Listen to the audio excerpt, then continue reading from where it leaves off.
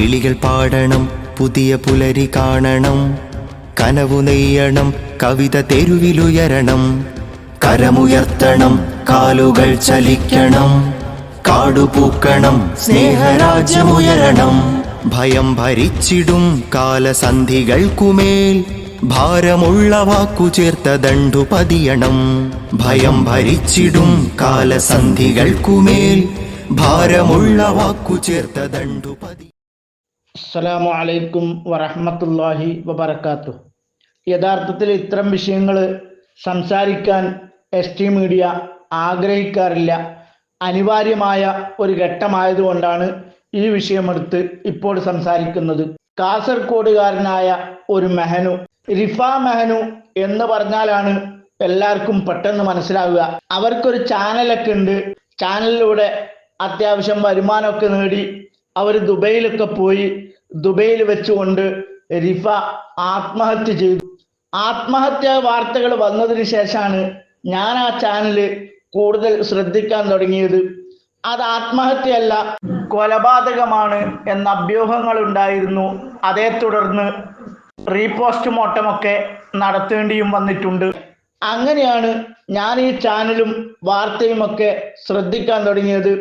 അന്ന് 1-2 വീഡിയോ ആ വിഷയവുമായി ബന്ധപ്പെട്ട് ഞാൻ ചെയ്തിട്ടുണ്ടായിരുന്നു. സ്വന്തം ഭാര്യയെ പണമുണ്ടാക്കാൻ വേണ്ടി ആരുടെ മുമ്പിലും പ്രദർശിപ്പിക്കുകയും എന്ത് കോപ്രായത്തങ്ങളും കളിപ്പിക്കാനും കളിക്കാനും യാതൊരു നാണവും മാനവും ഇല്ലാത്ത വിധത്തിലായിരുന്നു മെഹനുവിന്റെ പോക്ക്.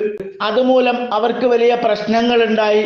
ഒരുപാട് വിവാദങ്ങളിൽ അവർ അകപ്പെട്ടു. പല പേരുകളും പല ആരോപണങ്ങളും ആ സമയത്ത് പറഞ്ഞു കേട്ടിരുന്നു. എന്തു തന്നെയായാലും അവസാനം ചെന്നെത്തിയത് റിഫ മെഹനു എന്ന ഒരു പാവം പെൺകുട്ടിയുടെ, മെഹനുവിന്റെ ഭാര്യയുടെ ആത്മഹത്യയാണ്.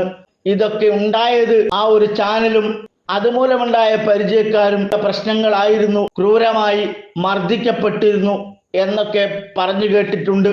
ഇപ്പോൾ മെഹനു മറ്റൊരു വിവാഹം കഴിച്ചിരിക്കുകയാണ്. ആ പെൺകുട്ടിയെയും അതേ ചാനലിൽ തന്നെ കൊണ്ടുവരികയും പല കോപ്രായങ്ങളും കാണിക്കുകയും ചെയ്തു. സാധാരണ എല്ലാവർക്കും അനുഭവമാണ് ഗുരു. അനുഭവം ഉണ്ടായിട്ടും പഠിക്കാത്ത ഒരാളാണ് മെഹനു എന്നാണ്, അല്ലെങ്കിൽ വരുമാനത്തിന് വേണ്ടി പൈസ ഉണ്ടാക്കാൻ വേണ്ടി എന്തും ചെയ്യാൻ മടിയില്ലാത്ത ഒരാളാണെന്ന് ഞാൻ മനസ്സിലാക്കുകയാണ്. ഒരു ഭാര്യ ഏതായാലും അങ്ങനെയായി. ഈ ഭാര്യയെങ്കിലും ആളുകളുടെ മുമ്പിൽ പ്രദർശിപ്പിക്കുകയും കോപ്രായങ്ങൾ കാണിക്കുന്നതും ഇല്ലാതാക്കും എന്നൊരു ചിന്ത മെഹനുവിന് ഉണ്ടാവേണ്ടിയിരുന്നു. ആ ഇടയ്ക്കാണ് റിഫക്ക് മെഹനുവിൽ നിന്ന് എന്തൊക്കെ നേരിടേണ്ടി വന്നിട്ടുണ്ടോ അതൊക്കെ തനിക്കും നേരിടേണ്ടി വന്നു, ക്രൂരമായി എന്നെ മർദ്ദിക്കുന്നു എന്നൊക്കെ പറഞ്ഞുകൊണ്ട് പല വീഡിയോസുകളും പുറത്തിറങ്ങുന്നുണ്ട്. അവർ 2 പേരും പിരിയാൻ വേണ്ടി ഒരുങ്ങുകയാണെന്നൊക്കെയാണ് കേൾവിയുള്ളത്. ഞങ്ങൾ വേർപിരിയാണ്. കൂടുതലായിട്ടൊന്നും പറയാനില്ല. ഇനിയൊരു ചോദ്യവും ആരും ചോദിച്ചു പോകരുത്. മെഹനാസ് കുറച്ച് ദിവസങ്ങൾക്ക് മുൻപ് അദ്ദേഹത്തിൻ്റെ ഇൻസ്റ്റാഗ്രാമിൽ പങ്കുവെച്ച ഒരു സ്റ്റോറിയിലൂടെ വ്യക്തമാക്കിയിട്ടുള്ള കാര്യമാണ്. റിഫയ്ക്ക് ശേഷം മെഹനാസിന്റെ ജീവിതത്തിലേക്ക് വന്ന ആ പെൺകുട്ടിയുമായിട്ട് ഞാൻ ഇനി ബന്ധത്തിലില്ല എന്ന് അയാൾ തീർത്തു പറഞ്ഞിരിക്കുകയാണ്. കാരണം ഇല്ലാതെ സ്റ്റോറി ഒന്നും ഇടില്ല, തമാശക്ക് അങ്ങനെ പറയത്തുമില്ല. കാരണം എത്രയോ ദിവസങ്ങളായിട്ട് ഒരു ഫോട്ടോ ഇല്ല, ഒരു വീഡിയോ ഇല്ല, എന്തോ സംഭവിച്ചിരിക്കുകയാണ്. അപ്പോൾ ഇങ്ങനെയുള്ള ഒരു വേർപിരിയലിൽ ഞാൻ എന്തിനിടപെടുന്നു എന്നൊക്കെ ചോദിച്ചു കഴിഞ്ഞാൽ എനിക്കൊരു കാര്യം അറിയാൻ വേണ്ടിയിട്ട് സാധിച്ചു. അത് തെറ്റാണെങ്കിൽ തെറ്റാണെന്ന് പറയാം. ഞാനൊരു സ്രോതസ്സിൽ നിന്നാണ് അറിഞ്ഞത്. ആ പേരോ അല്ലെങ്കിൽ ആ വ്യക്തിയുടെ വിവരമോ ഞാൻ പറയാൻ തയ്യാറാകുന്നില്ല. അതായത് ഈ രണ്ടാമത് റിഫ കഴിഞ്ഞിട്ട് രണ്ടാമത് മെഹനാസിന്റെ അരികിലേക്ക് എത്തിയ ഈ പെൺകുട്ടിയും മെഹനാസിന്റെ അതിക്രമത്തിന് ഇരയാക്കപ്പെട്ടു എന്നുള്ളതാണ് അറിയാൻ വേണ്ടിയിട്ട് സാധിച്ചിട്ടുള്ളത്. അതായത് രാത്രിയിൽ റൂമിൽ വെച്ച് മർദ്ദിച്ചിട്ടുണ്ട് എന്നുള്ളതാണ് എനിക്ക് ലഭിച്ച ഒരു വിവരം. അത് ഈ പെൺകുട്ടിക്ക് വേണ്ടപ്പെട്ട ഒരാളോട് പറയുകയും ആ വേണ്ടപ്പെട്ട ഒരാൾ മറ്റൊരാളോട് പറയുകയും ചെയ്തതാണ്. ഈ 2 പേരുടെയും പേരോ കാര്യങ്ങളോ ഞാൻ പറയാൻ തയ്യാറാവുന്നില്ല. എനിക്കത് പറയാനും താല്പര്യമില്ല. പക്ഷെ അത് ഞാൻ ജനങ്ങളോട് പങ്കുവെക്കാനുള്ള കാരണം വേറൊന്നും കൊണ്ടല്ല, മറിച്ച് റിഫയ്ക്ക് എന്താണോ സംഭവിച്ചത്, റിഫയ്ക്ക് എന്തായിരുന്നോ മെഹനാസിൽ നിന്നുണ്ടായിട്ടുള്ളത് ആ കാര്യങ്ങൾ ഇനി ഏതൊരു പെണ്ണിനും മെഹനാസിന്റെ ജീവിതത്തിലേക്ക് വരുന്ന ഒരാൾക്കും ഇനി ഉണ്ടാവരുത് എന്നുള്ളതാണ് എനിക്ക് പറയാനുള്ളത്. ആ ഇടയ്ക്കാണ് ഒരു ചാനല് ഞാൻ ശ്രദ്ധിച്ചിട്ടുള്ളത്. ആ ചാനലിന്റെ ടൈറ്റില് കണ്ടപ്പോ മനസ്സ് വല്ലാതെ വേദനിച്ചു പോയി. എന്തു തന്നെയായാലും എന്തൊക്കെ പ്രശ്നങ്ങൾ ഉണ്ടെങ്കിലും കാസർഗോഡ് ദീനീ സ്നേഹമുള്ള ആളുകളുടെ ഇടയിൽ നിന്ന്, ദീനീ കുടുംബത്തിൽ നിന്ന്, ആ കുടുംബത്തിലെ എല്ലാവരും ഹിന്ദു മതത്തിലേക്ക് ചേക്കേറുന്നു എന്ന് കേട്ടപ്പോൾ വല്ലാതെ മനപ്രയാസം തോന്നി.